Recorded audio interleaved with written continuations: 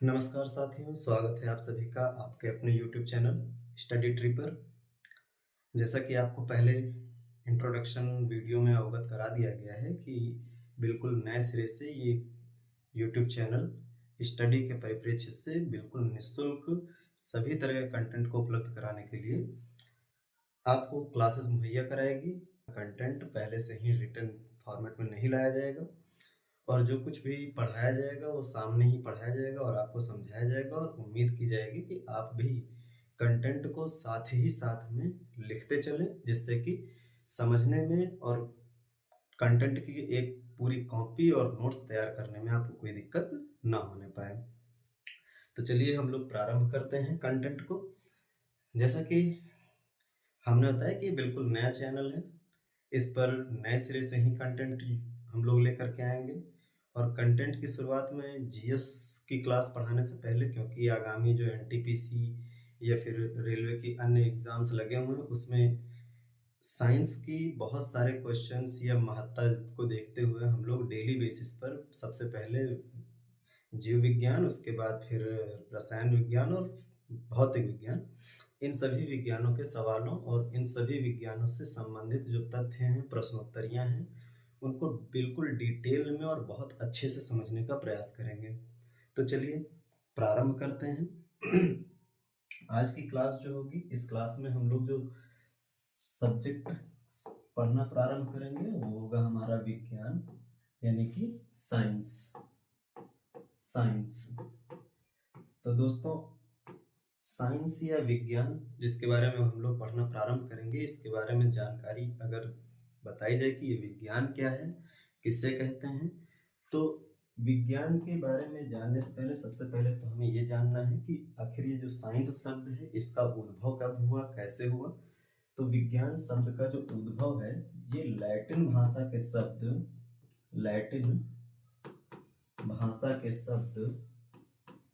सेंटिया से निकल के आया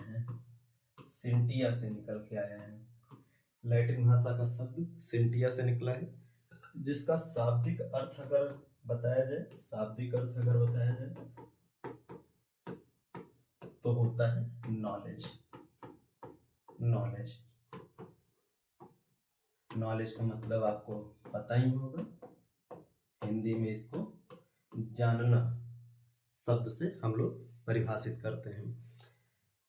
तो जो साइंस है वो लैटिन भाषा के शब्द सेंटिया से निकल के आया है, जिसका अर्थ नॉलेज है। नॉलेज मतलब जानना। अब क्या जानना है, किसके बारे में जानना है, इस पर अगर हम लोग चर्चा करें तो सबसे जरूरी और महत्वपूर्ण बात है कि विज्ञान को जब हम लोग परिभाषा के तौर पे देखने की कोशिश करते हैं, प्रयास करते हैं, तो फिर सबसे पहले जो महत्वपूर्ण तथ्य के रूप में आता है कि हमारे आसपास परिवेश में जो भी कुछ घटनाएं घटित हो रही हैं या कुछ भी दिखाई पड़ रहा है, उन घटनाओं को, उनके गुणों अवगुणों, उनकी संरचनाओं, साथ ही साथ उनमें होने वाले परिवर्तनों के बारे में जब हम लोग जानकारी इकट्ठा करना शुरू करते हैं, उनको जानने का प्रयास करना प्रारंभ करते हैं, तो ऐसी परिस्थिति में जो क्रमबद्ध जानने की प्रक्रिया का एक कह सकते हैं टॉपिक या कंटेंट निकल के आता है, उसी को हम लोग विषय वस्तु के रूप में विज्ञान में देखते हैं। यानी सीधे सीधे साफ अर्थों में अगर कहें तो हमारे आसपास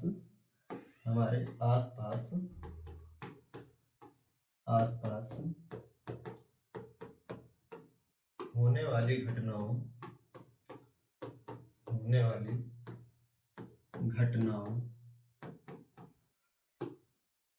की क्रमबद्ध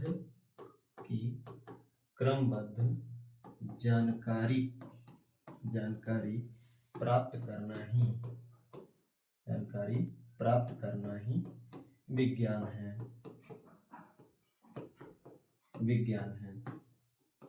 यानी विज्ञान क्या है, हमारे आसपास जो भी घटनाएं घटित होती हैं उन्हीं घटनाओं का अगर हम क्रमबद्ध रूप से जानने की प्रक्रिया प्रारंभ करते हैं, जानने का प्रयास करते हैं, तो इसे ही हम लोग विज्ञान के रूप में देखते हैं। अब आगे अगर हम लोग बात करें कि विज्ञान कितने शाखाओं में बांट करके पढ़ा गया है या कितनी विज्ञान की शाखाएं हैं जिसको लेकर के हम लोग पढ़ना प्रारंभ करेंगे। देखिए, क्योंकि ये क्लास जो होगी इस पर हम किसी प्रकार के नोट्स का प्रयोग नहीं करेंगे, पहले से लिखे लिखाए नोट्स जो पीडीएफ या स्लाइड्स के माध्यम से होती है उनका प्रयोग नहीं करेंगे, इसलिए वीडियो थोड़ी लंबी हो सकती है। लेकिन उम्मीद करते हैं कि आप लोग बिल्कुल धैर्यपूर्वक सभी बातों को समझते हुए अपना नोट्स साथ-साथ में तैयार करते चलेंगे, सब चीज़ों को लर्न करते हुए चलेंगे, जिससे कि आपको आगे आने वाली जो भी एग्ज़ाम्स हैं, जो भी परीक्षाएँ आपकी लगी हुई हैं, उनको लेकर के बार-बार तैयारी करने का प्रयत्न ना करना पड़े। तो आगे हम लोग अगर बढ़ें तो बात करेंगे कि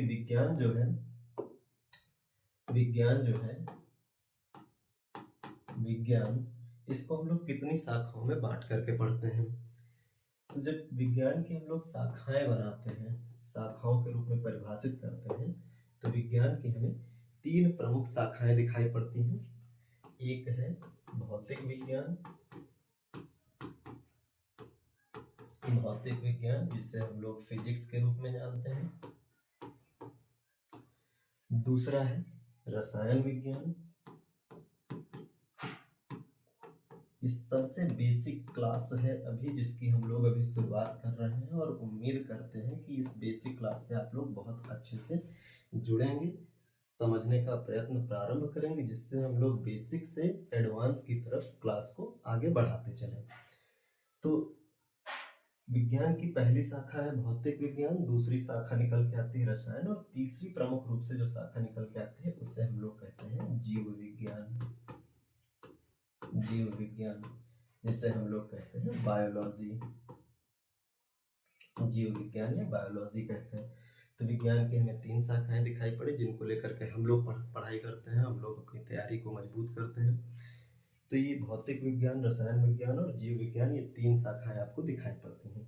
अब अगर हम बात करें कि हम लोग इनके अंतर्गत अध्ययन किसका करते हैं, भौतिक विज्ञान में किसका अध्ययन किया जाता है, तो दोस्तों ध्यान रखेंगे, भौतिक विज्ञान की जब भी चर्चा की जाती है या इसके विषय वस्तु के बारे में चर्चा की जाती है कि इसमें किस चीज़ का अध्ययन किया जाता है, तो उसको अगर हम छोटे शब्दों में और सार्थक स्वरूप में बात करें तो किसी भी पदार्थ या कह लें द्रव्य या किसी भी मैटर के बारे में अगर हम लोग जानकारी इकट्ठा करना शुरू करते हैं, साथ ही साथ उसकी संरचना, जो बाह्य संरचना होती है, और साथ ही साथ पदार्थों का एक दूसरे के साथ तथा संबंधों के, जो संरचना के साथ उसके संबंधों का अध्ययन होता है, वो भौतिक विज्ञान के तहत किया जाता है। यानी कि पदार्थ या द्रव के हम लोग बारे में जानना अगर शुरू करते हैं, साथ ही साथ उसकी संरचना को देखते हैं, साथ में पदार्थ की या द्रव्य की और साथ में उसकी जो संरचना होती है, उनके बीच के संबंधों का जब अध्ययन करते हैं, तो ये प्रक्रिया भौतिक विज्ञान के तहत की जाती है। जबकि अगर हम लोग बात करें रसायन विज्ञान में, तो इसी पदार्थ या द्रव्य को हम लोग कहेंगे, इसी पदार्थ या द्रव्य की कह लें, द्रव्य जिसको हम लोग मैटर कहेंगे, मैटर को बिल्कुल ही उनके गुणों के आधार पे, उनके आणविक संरचना के आधार पे, उनके संगठन के आधार पे जब हम लोग पढ़ना प्रारंभ करते हैं, तो वो रसायन विज्ञान के तहत आता है। यानी कि अगर हम पदार्थ या द्रव्य को गुणों के आधार पर, साथ ही साथ उनकी रासायनिक संरचना के आधार पर,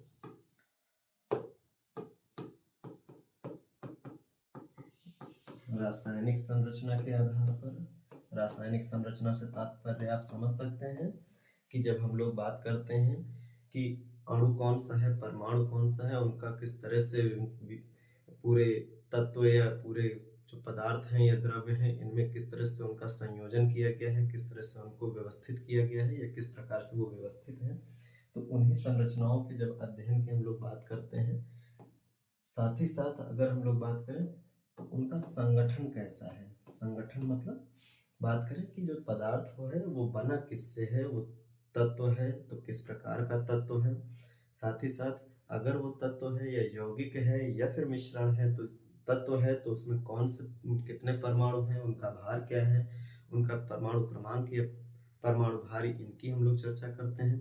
साथ ही साथ अगर तत्व यौगिक बनाता है या फिर मिश्रण बनाता है तो उसमें कौन कौन से तत्व शामिल हैं, या फिर मिश्रण है तो फिर उसमें मिश्रण में किस प्रकार का अनुपात है या नहीं है, क्योंकि मिश्रण बिना अनुपात के जो पदार्थ होते हैं उनको कहा जाता है, जबकि यौगिक जब निश्चित अनुपात में तत्वों को मिलाया जाता है तो बनता है। तो किसी पदार्थ या द्रव्य को उनके गुण, रासायनिक संरचना और उनके संगठन यानी कि बनने की जो प्रक्रिया है, इसके आधार पर जब हम लोग पढ़ना प्रारंभ करते हैं तो वह रसायन विज्ञान के तहत पढ़ा जाता है। तीसरा निकल के आता है, तीसरा है जीव विज्ञान, और इस विज्ञान के तहत अगर हम लोग बात करें तो हम लोग जीवधारियों का अध्ययन करते हैं, जीवधारियों का अध्ययन करते हैं, जीवधारियों का अध्ययन करते हैं। अब ये जीवधारी क्या है, इनके बारे में हम लोग चर्चा करेंगे, क्योंकि अब आगे जो टॉपिक हम लोग लेने वाले हैं सबसे पहले विज्ञान में वो होगा जीव विज्ञान का टॉपिक, और इसी विषय वस्तु को सबसे पहले हम लोग पढ़ेंगे और पूरी तरीके से खत्म करके आगे रसायन विज्ञान और भौतिक विज्ञान के बारे में भी चर्चा शुरू करेंगे। तो चलिए, जिस विषय वस्तु को हम लोग देखना प्रारंभ करेंगे उससे हम लोग जीव विज्ञान के तहत देखेंगे। तो सबसे पहले अगर हम बात करें इस सब्जेक्ट की, जीव विज्ञान की, या फिर हिंदी में इसको कहें तो इसको कहा गया बायोलॉजी। चर्चा से पूर्व सबसे जरूरी तथ्य यह है कि जीव विज्ञान जो है, ये जो बायोलॉजी शब्द है इसका उद्भव कैसे हुआ है, किस प्रकार से हुआ है। तो वास्तव में जो बायोलॉजी शब्द है ये ग्रीक भाषा के दो शब्दों से मिलकर के बना है। एक शब्द है बायोस और दूसरा शब्द है लोगोस। ग्रीक भाषा के दो शब्द हैं। भाषा कौन सा यूज हुआ है यहाँ पे, ग्रीक भाषा, ग्रीक भाषा, और ग्रीक भाषा के दो शब्दों से मिलकर के बना है, एक है बायोस और दूसरा है लोगोस।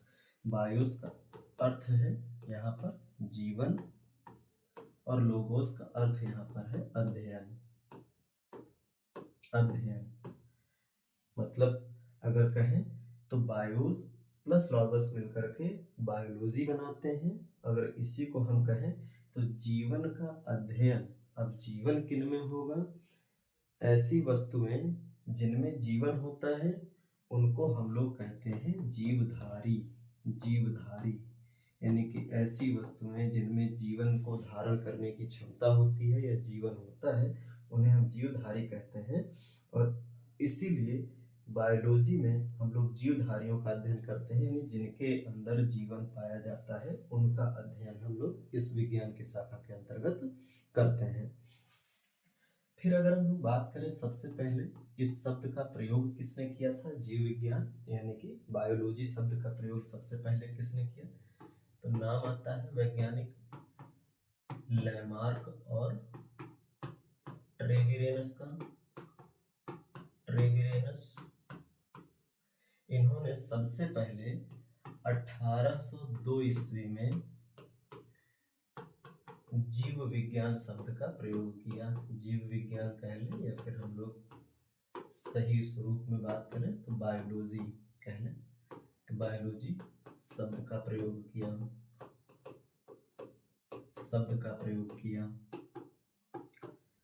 तो जीव विज्ञान या बायोलॉजी शब्द का प्रयोग सबसे पहले किसने किया, लैमार्क और ट्रेविरेनस ने कब किया, 1802 में किया। जीव विज्ञान जो है ये किससे मिलकर के बना है, किन शब्दों से मिलकर के बना है, यानी बायोलॉजी की बात करें तो ये बायोस और लॉगस जो कि ग्रीक भाषा के दो शब्द हैं। बायोस का मतलब है जीवन और लॉगस का मतलब है अध्ययन, यानी कि जीवन धारण करने वाली जो वस्तुएं होती हैं जिनको हम जीवधारी कहते हैं, इन्हीं का अध्ययन क्या कहलाता है, बायोलॉजी कहलाता है। आगे अगर हम बढ़ें और समझना शुरू करें कि जो जीवधारी हैं इनको हम कैसे कहेंगे कि ये जीवधारी हैं, ये कौन से वो लक्षण हैं जो इन्हें जीवधारी बनाते हैं या इनको परिभाषित करते हैं। तो देखिए, सबसे जरूरी बात अगर हम लोग देखना शुरू करें तो जीवधारी नाम से समझ में आ रहा है जीवन धारण करने वाला।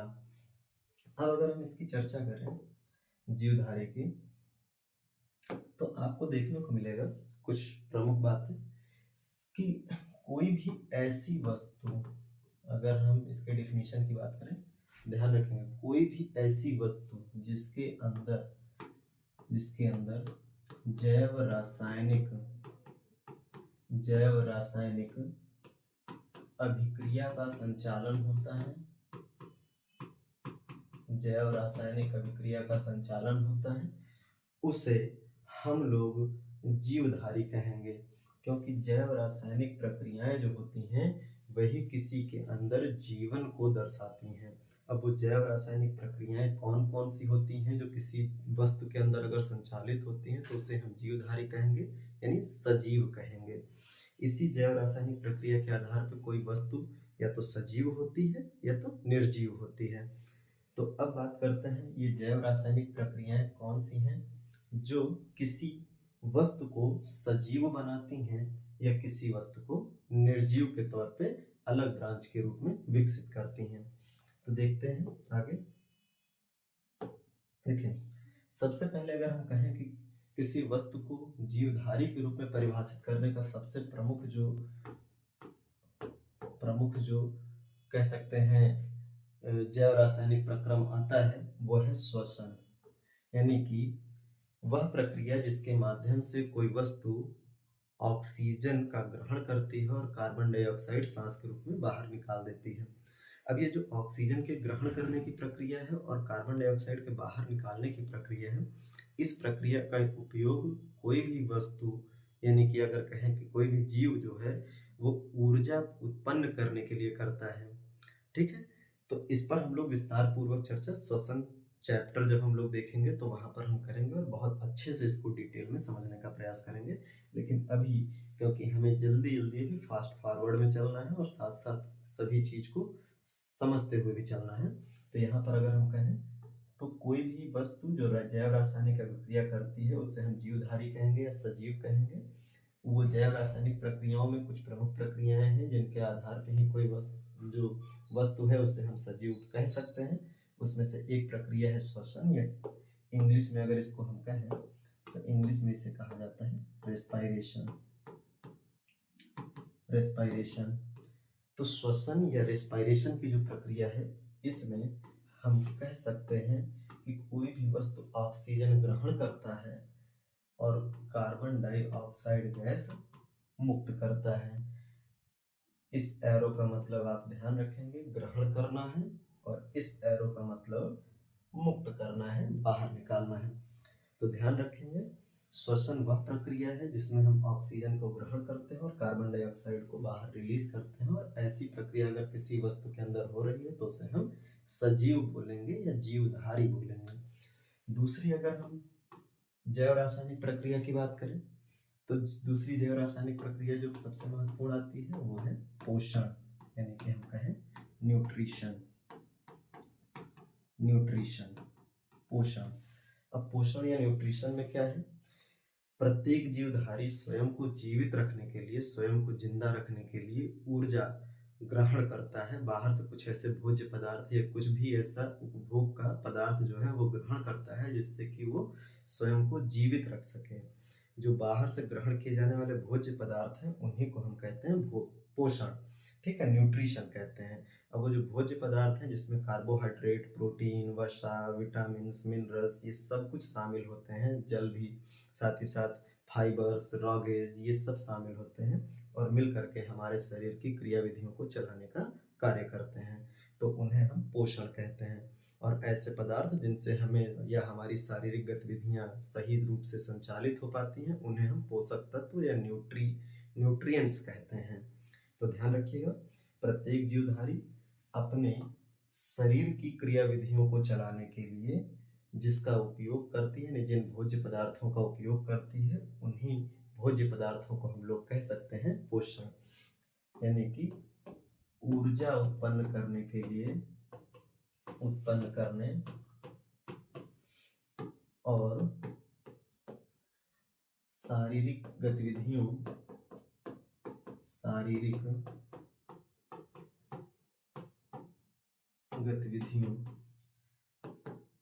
के संचालन के लिए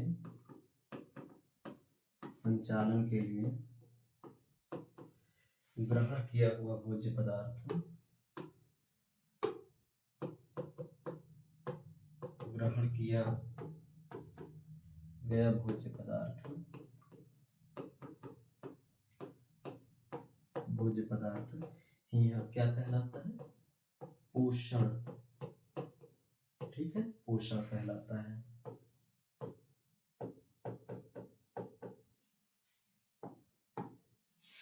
तो ये बात ध्यान रखिएगा। दो प्रमुख हम लोगों ने जैव रासायनिक प्रक्रियाएं देख ली हैं, जिसको हमने श्वसन और रेस्पिरेशन के रूप में देखा। आगे अगर हम लोग बात करें, जो अगली महत्वपूर्ण जो प्रक्रियाएं हैं उन पर हम लोग चर्चा करें, तो तीसरा सबसे मुख्य निकल करके आता है प्रजनन। प्रजनन यानी कि रिप्रोडक्शन। रिप्रोडक्शन। अब प्रजनन या रिप्रोडक्शन भी किसी भी जीवधारी या सजीव का सबसे महत्वपूर्ण लक्षण है।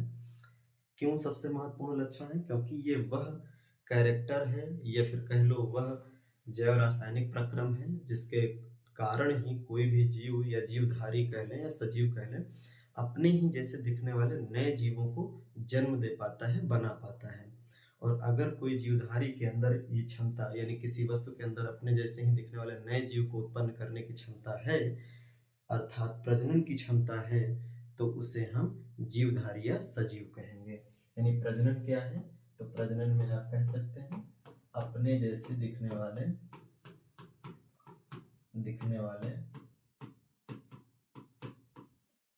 जीव को उत्पन्न करने की क्षमता। जीव को उत्पन्न करने की क्षमता ही क्या कहलाती है? प्रजनन कहलाती है। करने की क्षमता ही प्रजनन कहलाती है। ये ध्यान रखना है आपको। अगली अगर हम बात करें, अगला जो कैरेक्टर सबसे प्रमुख आएगा उस पर अगर हम बात करें, तो जीवधारियों के अंदर कुछ प्रक्रियाएं होती हैं जिसमें आप वृद्धि देखते हैं। कोई भी जीवधारी जो होता है उसमें आपको वृद्धि या ग्रोथ दिखाई पड़ती है। यानी कि अगर किसी जीवधारी की जब हम लोग बात करते हैं तो उसका शरीर समय के साथ, यानी कि अगर आयु बढ़ती जाती है तो आयु के साथ धीरे धीरे ग्रोथ में दिखाई पड़ता है, यानी कि आकार में बढ़ते हुए दिखाई पड़ता है।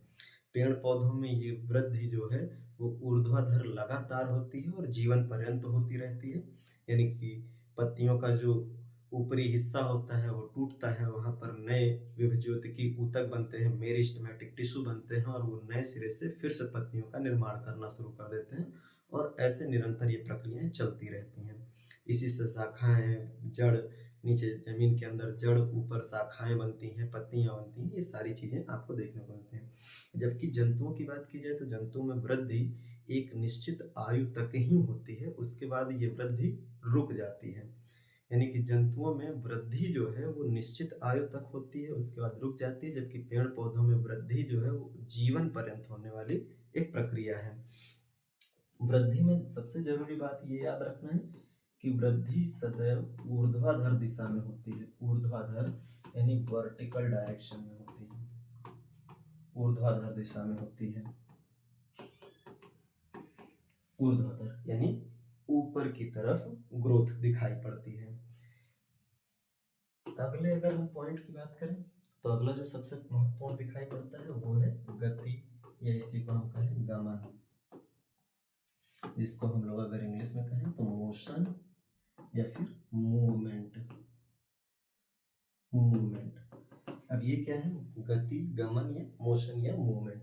देखिए अगर बात की जाए तो किसी भी जीवधारी के अंदर अगर समय के साथ अपने स्थान को परिवर्तन करने की क्षमता दिखाई पड़ती है तो हम कहेंगे कि उस जीवधारी के अंदर, यानी कि वो उस वस्तु के अंदर जीवन पाया जा रहा है और वो एक सजीव वस्तु है, यानी जीवधारी है।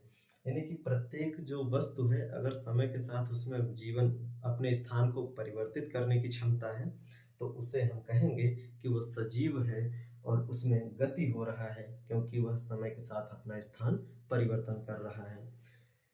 तो ये जो प्रक्रिया है इसे आपको ध्यान रखना है कि ये हमेशा क्षैतिज दिशा में ही दिखाई पड़ती है। क्षैतिज दिशा में ही दिखाई पड़ती है। जो गति या गमन यानी कि जो वस्तुओं का दिखाई पड़ता है, इससे आप ध्यान रखेंगे कि ये सामान्यतः क्षैतिज डायरेक्शन में होती है, हॉरिजॉन्टल डायरेक्शन में होती है। ठीक है, हॉरिजॉन्टल डायरेक्शन में होती है।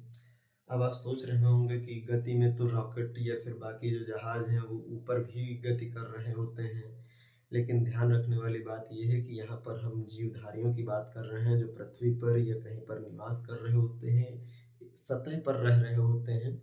ये इस प्रकार से अपने जगह को सतह पर रहते हुए कहीं ना कहीं मूवमेंट कर रहे होंगे। आप पक्षी को भी देखते होंगे तो वो उड़ान भले ऊपर की तरफ बढ़ता है भरता है, लेकिन समय के साथ वो आज यहाँ पर है तो कल दूसरी जगह पे उतरेगा, तो डायरेक्शन आपको दिखाई पड़ेगी कि हॉरिजॉन्टल ही किसी डायरेक्शन में गया है, तो क्षैतिज ही किसी डायरेक्शन में गया है और वहाँ पे जाकर के उसने लैंड किया है।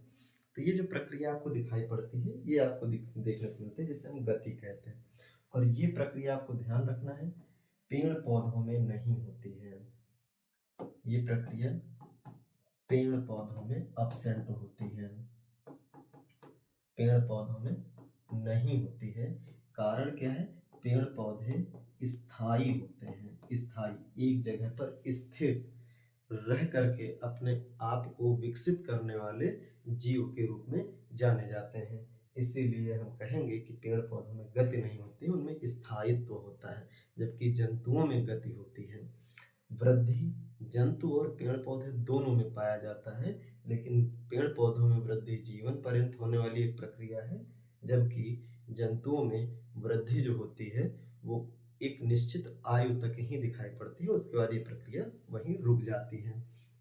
फिर अगर हम अगले कैरेक्टर्स की बात करें जो मुख्य रूप से जाने जाएंगे कि कौन लक्षण प्रदर्शित करते हुए जीवों के, तो उसमें निकल के आता है नेक्स्ट, उसमें निकल के आता है एक प्रक्रिया संचालित होती है शरीर के अंदर, जिसे हम लोग कहते हैं उपापचयी क्रिया। उपापचयी क्रिया, मेटाबॉलिक एक्टिविटी, मेटाबॉलिक एक्टिविटी। अब ये उपापचयी क्रियाएं क्या हैं, मेटाबॉलिक एक्टिविटी क्या है, इनको हम लोग समझ लेते हैं। तो देखिए, प्रत्येक जीवधारी की जो कोशिका होती है, प्रत्येक जीवधारी की जो कोशिका होती है, उस कोशिका के अंदर कुछ जैव रासायनिक प्रक्रियाएं संचालित होती हैं, जिसके माध्यम से या तो ऊर्जा बन रही होती है या तो ऊर्जा मुक्त हो रही होती है। यानी कि ऊर्जा या तो शरीर में बन करके मुक्त हो रही होती है, बाहर से कह सकते हैं किसी कार्य को करने के लिए ऊर्जा देनी पड़ती है। जैव रासायनिक प्रक्रम की हम लोग बात करने वाले हैं। तो उपापचयी क्रिया की बात करें तो ये कोशिका के अंदर संचालित जैव रासायनिक प्रक्रिया है,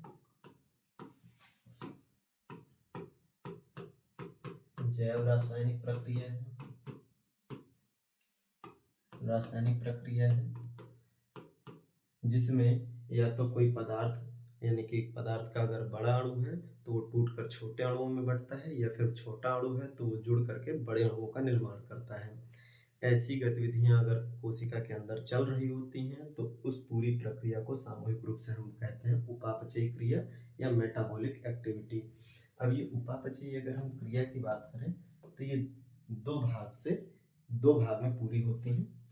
अगर हम पहले भाग की बात करें तो इसका एक भाग होता है उपचयन, या इसी को हम लोग कहते हैं एनाबोलिक एक्टिविटी, एनाबोलिक एक्टिविटी, उपचयन या एनाबोलिक एक्टिविटी। अब ये उपचयन क्या है इसको समझते हैं, सबसे जरूरी बात है उपचयन क्या है इसको समझते हैं। तो देखिए, उपचयन में होता क्या है कि जो छोटे छोटे अणु होते हैं ना, वो जुड़ करके एक बड़े से अणु का निर्माण कर देते हैं। यानी उपचयन में हम कहें तो छोटे छोटे अणु मिल करके जुड़ करके क्या बनाते हैं, बड़ा अणु बना लेते हैं, बड़ा सा अणु बना लेते हैं। यानी कि छोटे छोटे अणु, जैसे अगर हम कहें बूंदी को मिला करके लड्डू का निर्माण कर दिया जाए, तो बूंदी छोटे छोटे कणों के रूप में अलग अलग है, लेकिन उसको एक मिलाकर एक लड्डू का स्वरूप दे दिया जाए तो एक बड़ा सा आपको पदार्थ दिखाई पड़ता है। तो छोटे छोटे जब अणु आपस में मिलकर के किसी बड़े अणु या पदार्थ का निर्माण कर देते हैं तो उसी को हम कहते हैं उपचयन प्रक्रिया। इस प्रक्रिया में ध्यान रखनी होती है, क्योंकि यहाँ पर हम लोग जोड़ रहे होते हैं छोटे छोटे अणुओं को, तो जोड़ने के लिए और बड़ा सा अणु बनाने के लिए हमको बाहर से ऊर्जा देनी पड़ती है। यानी कि इस प्रक्रिया में हम कहें तो ऊर्जा देनी पड़ती है, ठीक है। अगर हम इस प्रक्रिया की बात करें तो इस प्रक्रिया में हम ऊर्जा देते हैं, यानी हमें इस प्रक्रिया को पूरा करने के लिए बाहर से ऊर्जा देनी पड़ती है। और क्योंकि जब हम लोग ऊर्जा बाहर से देते हैं तो इस प्रक्रिया को हम लोग कहते हैं एंडोथर्मिक अभिक्रिया या फिर ऊष्मा शोषी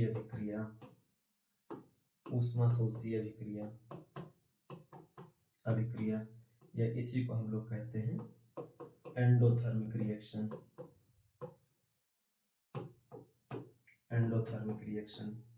ठीक है, तो उपचयन वह प्रक्रिया है जिसमें छोटे छोटे अणु जुड़ करके बड़े अणु का निर्माण करते हैं, और इस प्रक्रिया को पूरा करने के लिए हमें बाहर से ऊर्जा देनी पड़ती है। और जब हम बाहर से ऊर्जा देते हैं तो इस अभिक्रिया को कहा जाता है ऊष्मा शोषी। जबकि अगर बाहर ऊर्जा मुक्त होती है तो उसे हम कहते हैं ऊष्मा क्षेपी अभिक्रिया, यानी कि एक्सोथर्मिक प्रोसेस कहते हैं। अब अगर हम बात करें तो क्योंकि इसमें छोटे छोटे अणु मिलकर के बड़े अणु का निर्माण करते हैं, तो इस पूरी प्रक्रिया को हम कहते हैं रचनात्मक अभिक्रिया। इसे किस नाम से भी जाना जाता है? रचनात्मक अभिक्रिया के नाम से भी जाना जाता है। ठीक है, इससे हम लोग रचनात्मक अभिक्रिया के नाम से भी जानते हैं, इंग्लिश में इसको कहें तो कंस्ट्रक्टिव प्रोसेस, क्योंकि इसमें अणु छोटे छोटे जुड़ करके बड़े अणु का निर्माण कर रहे हैं, इसलिए इसमें रचना हो रही है, रचनात्मक अभिक्रिया कहलाएगा। फिर अगर हम लोग अगली बात करें सेकंड पॉइंट की, तो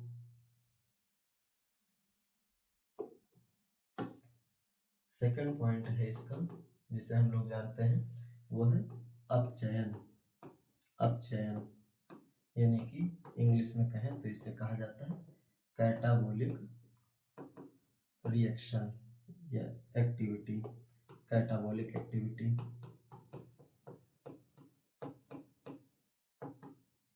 ठीक है, तो एक उपापचय की एक प्रक्रिया है उपचयन, एनाबोलिक एक्टिविटी, जिसमें छोटे छोटे अणु मिलकर बड़े अणु का निर्माण करते हैं। ऊर्जा इनमें हमको देनी पड़ती है, इसीलिए ये ऊष्मा शोषी अभिक्रिया है, यानी एंडोथर्मिक रिएक्शन है। साथ ही साथ क्योंकि ये बड़े अणु का निर्माण कर रहे हैं, इसमें रचना हो रही है किसी चीज की, तो इसे रचनात्मक अभिक्रिया या कंस्ट्रक्टिव प्रोसेस भी कहते हैं। दूसरी अभिक्रिया अपचयन की होगी, कैटाबोलिक एक्टिविटी जिसको हम लोग कहते हैं। अब इसे अगर हम देखें तो अगले स्लाइड में हम लोग बात करें तो सेकंड अपचयन है, या फिर कैटाबोलिक एक्टिविटी।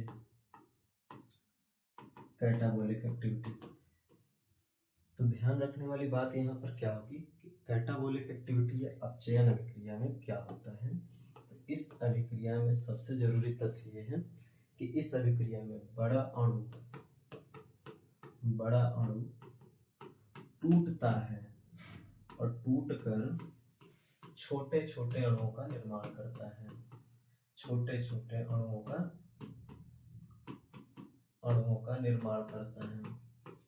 ठीक है, तो बड़ा अणु टूटकर छोटे छोटे अणुओं का निर्माण करता है। इस पूरी प्रक्रिया में आपको ध्यान रखना है अपचयन की अभिक्रिया क्या है या कैटाबोलिक रिएक्शन क्या है। तो बड़ा अणु टूटकर जब छोटे छोटे अणुओं का निर्माण करता है तो इस प्रक्रिया को हम अपचयन कहते हैं। और क्योंकि बड़ा अणु टूट रहा है छोटे छोटे अणुओं में, तो इस पूरी प्रक्रिया में ऊर्जा मुक्त होती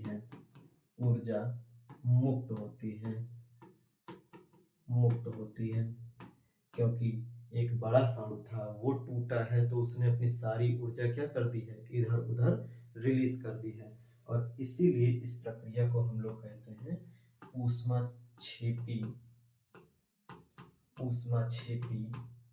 अभिक्रिया, या फिर हम लोग कहें तो इसे हम लोग कहते हैं एक्सोथर्मिक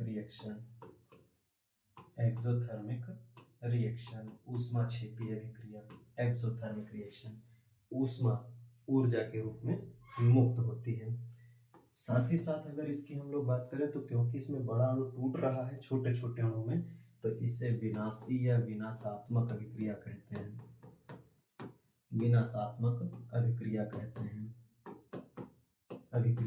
हैं, और विनाशी या विनाशात्मक अभिक्रिया इंग्लिश में कहें तो इसको हम लोग डिस्ट्रक्टिव भी कहेंगे, डिस्ट्रक्टिव प्रोसेस भी कहेंगे। तो इस अभिक्रिया में आपको ध्यान रखना है, डिस्ट्रक्टिव प्रोसेस में अगर हम लोग बात करें तो डिस्ट्रक्टिव प्रोसेस में बड़ा अणु टूटता है छोटे छोटे अणुओं में। अब अगर हम उदाहरण को देखें कि अपचयन की अभिक्रिया का उदाहरण क्या है या उपचयन की अभिक्रिया का उदाहरण क्या है जो हमारे शरीर में चलता है, तो बड़ा अणु टूटता है छोटे छोटे अणुओं में, तो इसका सबसे मुख्य उदाहरण तो आपको देखने को मिल जाएगा। अगर इसका एग्जाम्पल लिखें अपचयन की, तो इसका एग्जाम्पल आपको देखने को मिल जाएगा श्वसन, यानी श्वसन की क्रिया में ग्लूकोज का अणु होता है जो टूट जाता है कार्बन डाइऑक्साइड और जल के रूप में। तो श्वसन की अभिक्रिया हो गई, साथ ही साथ पाचन की क्रिया हो जाती है आपकी। पाचन की क्रिया में क्या कह सकते हैं, अगर हम सबसे पहले जो भोज्य पदार्थ हैं उसको ग्रहण करते हैं तो वो बड़े कार्बनिक अणुओं में होते हैं, और उसको जब हम लोग इनहेल करते हैं, ग्रहण करते हैं, तो शरीर के अंदर जाकर के एंजाइम्स की सहायता से छोटे छोटे पार्टिकल्स में टूट जाते हैं। जैसे अगर हम बात करें भोजन में अगर कार्बोहाइड्रेट है तो ये टूट करके कार्बोहाइड्रेट के कई सारे स्वरूप दिखाई पड़ते हैं, चाहे सुक्रोज हो, चाहे फ्रक्टोज हो, माल्टोज हो, है ना। ये सभी चीज़ें टूट करके हमको ग्लूकोज के रूप में दिखाई पड़ती हैं। प्रोटीन अगर होता है भोजन में तो वो टूट करके हमें क्या कहते हैं अमीनो अम्लों के रूप में प्राप्त होता है। वहीं पर अगर वसा की बात करें तो वसा हमें टूट करके फैटी एसिड और ग्लिसरॉल के रूप में दिखाई पड़ता है। तो ये जो मुख्य रूप से भोजन के स्रोत हैं वो टूट जाते हैं छोटे छोटे अणुओं में। तो ये भी एक क्या है, अपचयन की अभिक्रिया है, पाचन। साथ ही साथ जो उत्सर्जन आप देखते हैं, उत्सर्जन ये भी आपका एक अपचयन की प्रक्रिया है, जिसमें बड़े अणु जब टूटते हैं तो छोटे छोटे अणुओं को अपशिष्ट के रूप में निर्मित करते हैं, और वही अपशिष्ट आगे जा करके इकट्ठा होता है और फिर यूरिन के थ्रू निकाल भी दिया जाता है। इसमें केवल यूरिनेशन ही उत्सर्जन का भाग नहीं होता है, इसमें पसीने की ग्रंथियां भी उत्सर्जन में आती हैं। साथ ही साथ जब हम लोग सांस छोड़ते हैं तो वो भी एक उत्सर्जन की क्रिया ही होती है, जिसमें कार्बन डाइऑक्साइड गैस आता है। वास्तव में कार्बन डाइऑक्साइड गैस का बाहर निकलना ये श्वसन की क्रिया है, लेकिन अगर क्योंकि हम बाहर से अपशिष्ट के रूप में उसको निकाल रहे हैं तो एक उत्सर्जन का भी हिस्सा हो जाता है। तो इस पर हम लोग चर्चा करेंगे और समझने का प्रयास करेंगे कि इसका क्या मतलब है।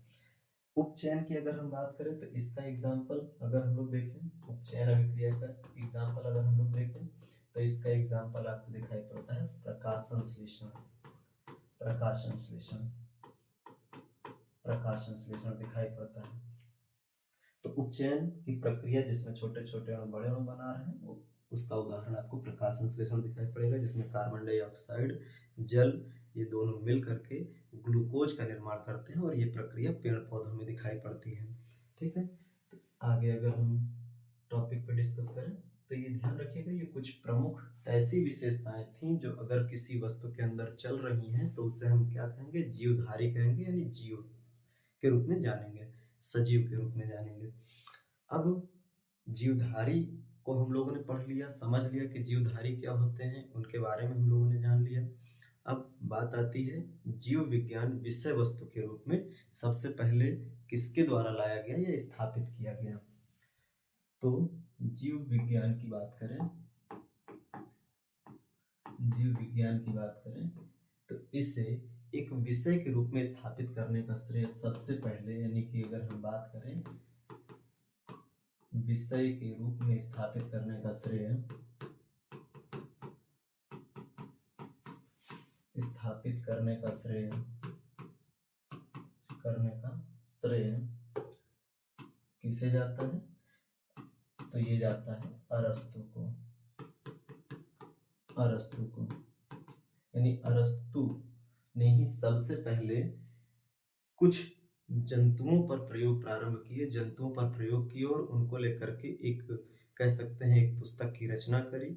उस पुस्तक में उन्होंने कुछ जंतुओं की विशेषताओं का वर्णन किया, उनके खान पान, रहन सहन, आवास, साथ ही साथ उन किस प्रकार के जंतु का खून कैसा होता है, खून के आधार पे ही इन्होंने डिवीजन भी सबसे पहले किया था, इसीलिए इनको वर्गीकरण का संस्थापक भी कहा जाता है। अभी हम लोग इस पर भी चर्चा करेंगे। लेकिन सबसे जरूरी तथ्य ये है कि वास्तव में जो जीव विज्ञान है इसको विषय वस्तु के रूप में अगर बनाने की बात की जाए तो विषय वस्तु के रूप में सबसे पहले स्थापित करने का श्रेय या बनाने का श्रेय अरस्तु को जाता है। वास्तव में जीव विज्ञान शब्द तो 1802 में लैमार्क और ट्रेवेरिनस द्वारा दिया गया।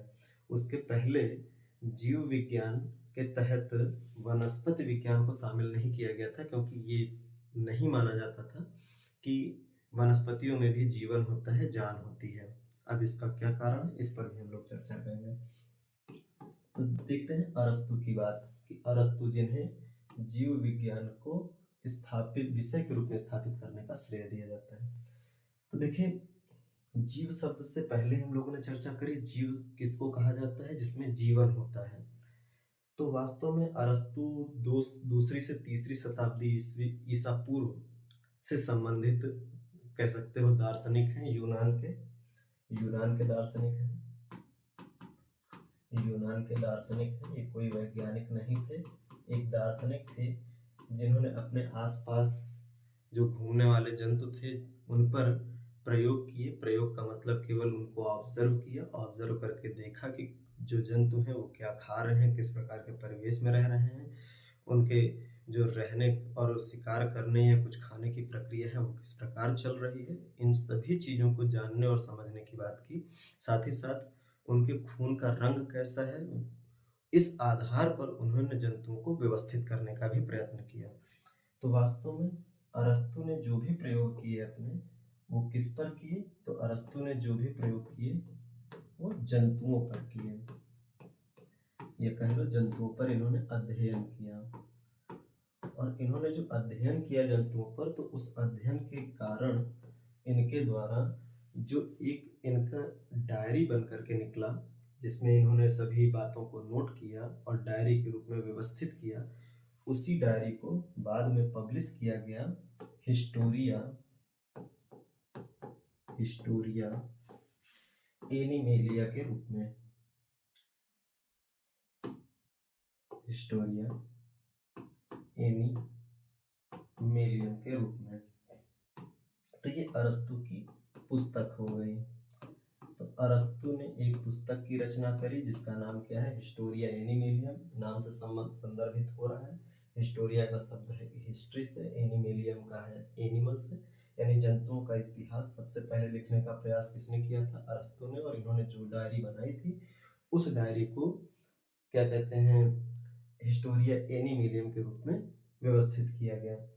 अब बात करें कि अरस्तु ने वास्तव में जो जंतुओं पर इन्होंने अध्ययन किया, तो अध्ययन के दौरान इन्होंने कुछ जंतुओं पर प्रयोग किए, और प्रयोग का मतलब क्या है कि उनके खून को, यानी जंतुओं के शरीर के खून को देख करके उनको अलग अलग श्रेणियों में बांटने का प्रयास भी किया। तो अरस्तु की अगर हम बात करें, एक पॉइंट और यहाँ पर ध्यान रखनी है कि इन्होंने जो अपनी हिस्टोरिया एनिमेलियम पुस्तक लिखी, इस पुस्तक में इन्होंने लगभग 500 प्रकार के जंतु जातियों का वर्णन करने का प्रयास किया। 500 प्रकार के जंतुओं का वर्णन करने का प्रयास किया। और इस वर्णन की प्रक्रिया में अगर हम बात करें तो इन्होंने जो जंतु हैं इनको कुछ श्रेणियों में व्यवस्थित भी करने का प्रयास किया। सबसे पहले जीवों को अगर किसी श्रेणी में विभाजित करने का श्रेय दिया जाता है तो वो अरस्तु हैं, जिन्होंने जंतुओं को सबसे पहले विभाजित करने का प्रयास किया। और जो विभाजन करने का आधार था वो था रक्त, यानी कि रक्त के आधार पर इन्होंने सबसे पहले जंतुओं को विभाजित किया। रक्त कैसे आधार बना, तो इन्होंने कुछ जंतुओं को कह सकते हैं कि उनके खून को देखा, और खून को देखने पर उनको खून का रंग दिखाई दिया लाल, यानी कि अगर रक्त की बात करें तो रक्त का रंग अगर लाल दिखाई दिया तो उन्होंने इस तरह के जंतुओं के लिए एक कैटेगरी बनाई, और उस कैटेगरी को इन्होंने नाम दिया इनैमा नाम दिया।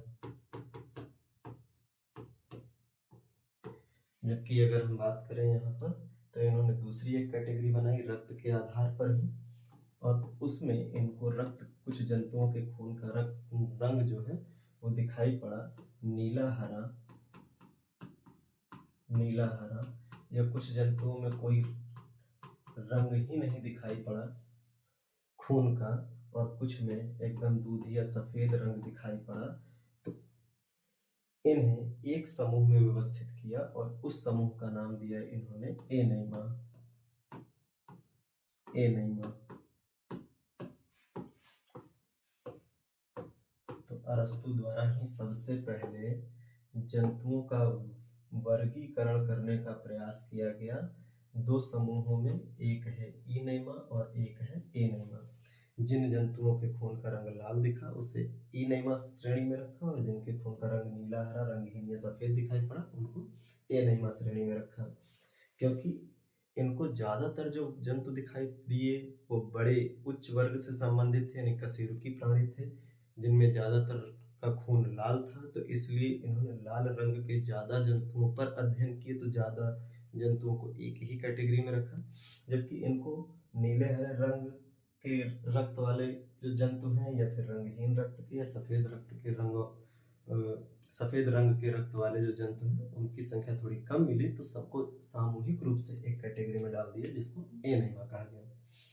अब अगर हम बात करें तो यहाँ से निकल के आता है कुछ एक्स्ट्रा पॉइंट जिसको आपको ध्यान रखना है कि रक्त का जो लाल रंग होता है ये आपको पता है कि किसके कारण होता है, सबको पता होगा। रक्त का जो लाल रंग होता है ये होता है हीमोग्लोबिन के कारण। हीमोग्लोबिन एक वर्णक है, हीमोग्लोबिन के कारण एक वर्णक है जो आरबीसी में पाया जाता है, आरबीसी की कोशिका के अंदर पाया जाता है हीमोग्लोबिन। और हीमोग्लोबिन का एक्चुअल कलर जो होता है, वास्तविक रंग होता है, वो बैंगनी होता है, वायलेट होता है। जबकि ये ऑक्सीजन से जब क्रिया करता है तो चटक लाल रंग के रूप में दिखाई पड़ता है। लेकिन अगर पूछा जाए आपसे कि खून का रंग किसके कारण लाल होता है तो आप कौन सा वर्णक बताते हैं, हीमोग्लोबिन बताते हैं। जबकि दूसरा अगर हम कहें तो जिनके शरीर के खून का रंग नीला हरा दिखाई पड़ता है, नीला हरा खून दिखाई पड़ता है, इनमें हीमोग्लोबिन की बजाय हीमोसायनिन नामक वर्णक देखने को मिलता है। हीमोसायनिन वर्णक खून के अंदर दिखाई पड़ता है, यानी कि रक्त में हीमोसायनिन वर्णक देखने को मिलता है। तो रक्त में हीमोसायनिन वर्णक होने से खून का रंग नीला हरा दिखाई पड़ता है, और ऐसा रक्त मोलस्का संघ के जंतुओं में दिखाई पड़ता है, जैसे ऑक्टोपस, स्क्विड, घोंघा, शंख, सीपी, ये सब आपको जो जंतु दिखाई पड़ते हैं वो मोलस्का संघ के जंतुओं में नीला हरा रक्त दिखाई पड़ता है। जबकि कुछ जंतु ऐसे होते हैं जिनमें किसी प्रकार का वर्णक पाया ही नहीं जाता, तो उसे हम वो रंगहीन रक्त वाले जंतु कह देते हैं। और जबकि कुछ ऐसे भी जंतु होते हैं जिनका एकदम दूधी या गाढ़ा सफेद होता है, इसमें कोई वर्णक नहीं होता, लेकिन खून का रंग जो है, खून जो है वो बहुत ज्यादा गाढ़ा होने के कारण एकदम दूधिया सफेद दिखाई पड़ता है। और ऐसा जो खून है वो दिखाई पड़ता है आपको तिलचट्टा के अंदर, एकदम दूधिया सफेद। जबकि रंगहीन रक्त आपको देखने को मिलता है मक्खी, मच्छर, बिच्छू, है ना, कुछ भी आप कीट वर्ग के प्राणी की बात कर लो या अकशेरुकी जंतुओं के बारे में जब भी बात करते हैं, उन सभी में आपको रंगहीन रक्त दिखाई पड़ता है। ठीक है, तो ये बात ध्यान रखिएगा। तो रक्त के आधार पे सबसे पहले किसने डिवीजन प्रारंभ किया जंतुओं का, तो अरस्तु ने किया, यानी कि अरस्तु ने ही सबसे पहले डिवीजन को शुरू किया। इसीलिए इसीलिए अगर हम पॉइंट बनाएं तो अरस्तु को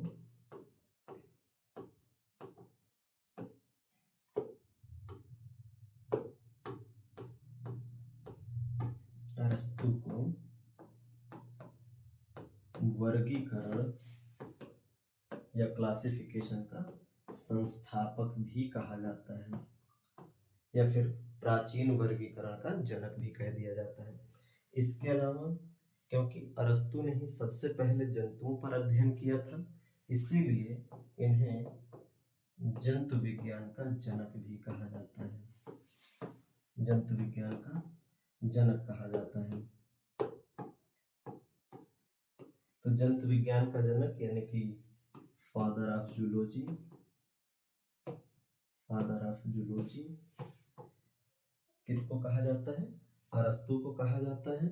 और साथ ही साथ वर्गीकरण सबसे पहले इन्होंने किया, तो इसीलिए इनको वर्गीकरण का संस्थापक कहा जाता है। वर्गीकरण रक्त के आधार पर जंतुओं का किया, ये बात आप ध्यान रखिएगा। फिर अगर हम आगे बढ़ें तो अभी ध्यान रखने वाली बात यह है कि अरस्तु ने जब अपने प्रयोग किए तब तक किसी प्रकार के पेड़ पौधों को लेकर के ये बात नहीं चल रही थी कि उनमें भी जीवन होता है। पेड़ पौधे बिल्कुल अलग रूप में, एक इन्हीं के शिष्य कह लें या इनके सहयोगी भी थे और शिष्य भी थे अरस्तु के, जिनका नाम था थियोफ्रेस्टस। उनके द्वारा पेड़ पौधों में अपनी रुचि होने के कारण प्रयोग किए गए और उनके बारे में जानने समझने का प्रयास किया गया। तो अब बात आती है कि वनस्पति पर किसने अध्ययन प्रारंभ किया या किसने प्रक्रिया प्रारंभ करी समझने की कि वनस्पतियां कैसे कार्य करती हैं, उनका परिवेश कैसा होता है, वो किस तापमान में बढ़ती हैं, उनको कितना जल चाहिए, ये सारी चीजें जानने का प्रयास इन्हीं के सहयोगी यानी अरस्तु के जो सहयोगी और शिष्य हैं, नाम है उनका थियोफ्रेस्टस, इनके द्वारा शुरू किया गया। और जो थियोफ्रेस्टस थे, इन्होंने सबसे पहले वनस्पति विज्ञान पर प्रयोग किया, लेकिन अभी ये जानकारी बिल्कुल नहीं है कि वनस्पतियों में भी जान होती है। ठीक है, तो अभी इसे एक विषय के रूप में जीव विज्ञान के तहत शामिल नहीं किया जाएगा। ये बिल्कुल अलग ही कार्य करेगी, बिल्कुल अलग विषय वस्तु के रूप में कार्य करती है। तो थियोफ्रेस्टस ने सबसे पहले पेड़ पौधों पर अध्ययन प्रारंभ किया और अध्ययन करके इन्होंने एक पुस्तक की रचना करी। उस पुस्तक का नाम दिया गया हिस्टोरिया प्लांटेरम।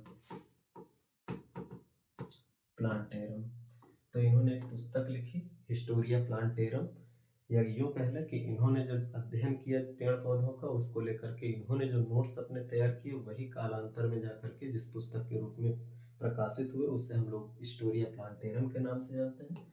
और इस पुस्तक में इनके द्वारा लगभग 500 किस्म के यानी कि प्रकार के पेड़ पौधों की प्रजातियों का वर्णन किया गया।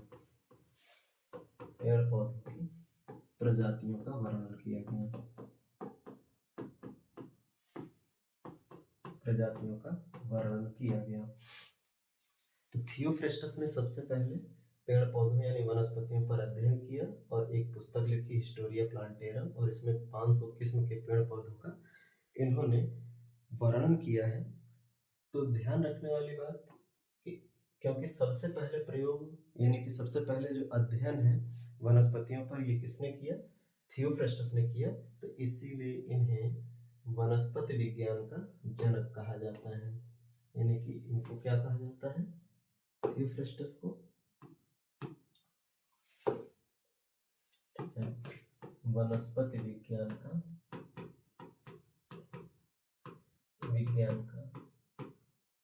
जनक बोला जाता है। ठीक है, तो अभी बिल्कुल ये अलग शाखा है, अभी इसे जीव विज्ञान में शामिल नहीं किया गया है तब तक जब तक ये थियोफ्रेस्टस के द्वारा अध्ययन करके पेड़ पौधों की प्रजातियों को व्यवस्थित किया जा रहा है। अब अगर हम बात करें अगले तथ्य की या पॉइंट की, जिसको लेकर के आपको सबसे ज़्यादा समझने की ज़रूरत है, वो होगा कि जैसे जैसे समय बीतता गया, जैसे जैसे समय आगे बढ़ता गया, लोग ज़्यादा इंटेलेक्चुअल हुए, समझदार हुए, और उनके अंदर ये चीज़ें निकल के आने लगी कि पेड़ पौधे भी ग्रोथ कर रहे हैं, वृद्धि कर रहे हैं। साथ ही साथ जैसे जंतु हैं वो अपने जैसे नए जीव पैदा कर रहे हैं, वैसे ही जो पेड़ पौधे हैं वो भी अपने जैसे नए जीव बनाने के लिए बीज उत्पन्न कर रहे हैं, और उन बीजों से एक नया पौधा जन्म ले रहा है। ये कई सारी जो प्रक्रियाएं हैं, जो बातें हैं, समय के साथ लोगों के अंदर आती गई, तो लोगों ने ये मानना शुरू कर दिया कि पेड़ पौधों के अंदर भी, वनस्पतियों के अंदर भी जंतुओं के समान ही जीवन पाया जाता है। लेकिन अभी इस बात की सच्चाई किसी को नहीं है कि वास्तव में इनमें जीवन होता है। और इसका प्रयोग करके सबसे पहले एक भारतीय वैज्ञानिक आते हैं, नाम उनका जगदीश चंद्र बसु, जिन्होंने वर्ष 1901 में एक मशीन या यंत्र का निर्माण किया जिसका नाम था क्रेस्कोग्राफ। और उस यंत्र से सबसे पहले इन्होंने बताया कि जो क्या कहते हैं, पेड़ पौधे होते हैं, ये भी भावनाओं को महसूस करते हैं, हंसते रोते हैं, इनको भी दर्द होता है। यानी हर एक जो एक जंतु महसूस करता है किसी भी संवेदना को या सेंसिटिविटी को, वो सारी चीज़ें पेड़ पौधों के अंदर भी देखने को मिलती है। ये बात प्रूफ करी थी भारतीय वैज्ञानिक ने। तो अब बात करते हैं कि जब धीरे धीरे व्यवस्थित हो गया कि वनस्पतियों के अंदर भी जीवन होता है, तब 1802 में लैमार्क और ट्रेविरेनस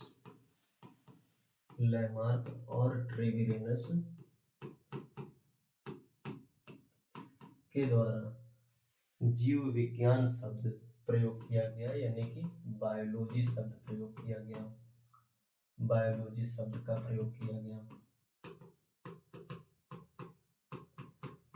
और इस शब्द का प्रयोग करने से ध्यान रखेंगे कि बायोलॉजी के अंदर यानी कि जीव विज्ञान के अंदर दोनों चीजें शामिल हो गई, यानी कि जिनमें जीवन पाया जाता है। एक है जंतु विज्ञान और एक है वनस्पति विज्ञान। जंतु विज्ञान की बात करें तो जूलॉजी, और वनस्पति विज्ञान की बात करें तो बॉटनी। और क्योंकि सबसे पहले अगर बात की जाए किसमें जीवन होता है, उस पर प्रयोग या फिर अध्ययन सबसे पहले अरस्तु ने बताया था, कर करके जानकारी साझा की थी, और वो थे जंतु। तो अरस्तु को हम लोग जानते हैं जंतु विज्ञान के जनक के रूप में, यानी कि अरस्तु जो है ये जंतु विज्ञान के जनक हैं, ठीक है। जबकि वनस्पति विज्ञान के जनक निकल करके आए थे थियोफ्रेस्टस। ये निकल के आए जनक किसके, वनस्पति विज्ञान के। लेकिन जीव विज्ञान जो है, जिसमें जंतु और वनस्पति दोनों शामिल है, अगर हम देखें तो इसमें जो जंतु विज्ञान है, इस सबसे पहले जीवधारी के रूप में प्रयोग में अरस्तु द्वारा लाए गए थे। अध्ययन सबसे पहले अरस्तु ने किया था। इसीलिए जब दोनों को मिला दिया गया और ये मान लिया गया कि पेड़ पौधों में भी जान होता है जैसे जंतुओं में होता है, और जब शामिल कर लिया गया एक साथ और जीव विज्ञान एक नया विज्ञान की शाखा निकल के आई, तो इसके जनक भी अरस्तु कहलाए। अरस्तु ही इसके जनक बने, ठीक है। तो बायोलॉजी या जीव विज्ञान के जनक भी कौन हो जाएंगे, अरस्तु हो जाएंगे, क्योंकि इन्होंने सबसे पहले जीवधारी यानी जंतु पर अध्ययन करके अपने प्रयोग और अपनी किताबें पब्लिश की थी, प्रकाशित की थी, ठीक है। तो ये सारी बात कंप्लीट हुई। इस जगह से एक टॉपिक आपका समाप्त होता है। कुछ एक बेसिक है जिसमें अभी हम लोगों ने बात करी सबसे बेसिक कंडीशंस की। हाँ, जो एक्स्ट्रा पॉइंट हमने बताया उसको आपको ध्यान रख लेना है। एक्स्ट्रा पॉइंट क्या है, हमने आपको बताया कि 1901 में भारतीय वैज्ञानिक हैं जगदीश चंद्र बसु, इनके द्वारा एक यंत्र बनाया गया। उस यंत्र का नाम क्या है, क्रेस्कोग्राफ, ठीक है। यंत्र बना करके प्रयोग किया गया। अब इस प्रयोग में उन्होंने क्या बताया कि जब उन्होंने प्रयोग किया तो उस प्रयोग से इन्होंने सिद्ध किया कि पेड़ पौधों के अंदर भी भावनाएं होती हैं, वो भी चीज़ों को महसूस करते हैं, फीलिंग उनमें भी होती हैं, हंसते हैं, रोते हैं, दर्द उनको भी होता है, चोट लगने पर उन्हें भी महसूस होता है। वो भी तापमान को लेकर के बहुत ज़्यादा संवेदनशील होते हैं, ठंडी में उनको भी ठंड लगती है और गर्मी में वो भी गर्मी का एहसास करते हैं। यानी हर प्रकार के तापमान के प्रति उनमें भी अनुकूलन देखने को मिलता है जैसे जंतुओं में होता है। तो ये सारी प्रक्रियाएं 1901 में सिद्ध करी थी जगदीश चंद्र बसु ने इस यंत्र के निर्माण से, ठीक है। तो यहाँ से एक टॉपिक पूरा समाप्त हुआ। अगले टॉपिक पे हम लोग चर्चा करेंगे जो होगा जीवों का वर्गीकरण यानी क्लासिफिकेशन, ठीक है। तो नेक्स्ट टॉपिक पे हम लोग वापस मुलाकात करेंगे। आप सभी बहुत अच्छे से इन चीज़ों को नोट्स के रूप में बनाते चलिएगा साथ साथ में। अभी ये सबसे बेसिक चीज़ है, इसको लेकर के ध्यान रखिएगा। और साथ ही साथ ये जो नोट्स है ये आप सभी को टेलीग्राम और व्हाट्सएप चैनल पर भी उपलब्ध करा दिया जाएगा। सेम जैसा हमने लिखा है इसी को पीडीएफ फॉर्मेट में आपको प्रोवाइड कर दिया जाएगा। तो आप अपनी पढ़ाई के साथ-साथ अगर कोई बात छूट रही है जिसको आप तुरंत नहीं लिख पाते हैं, तो आप इन नोट्स का प्रयोग वापस कर सकते हैं लेक्चर को सुनने के साथ-साथ में। तो आज की क्लास में बस इतना ही। धन्यवाद।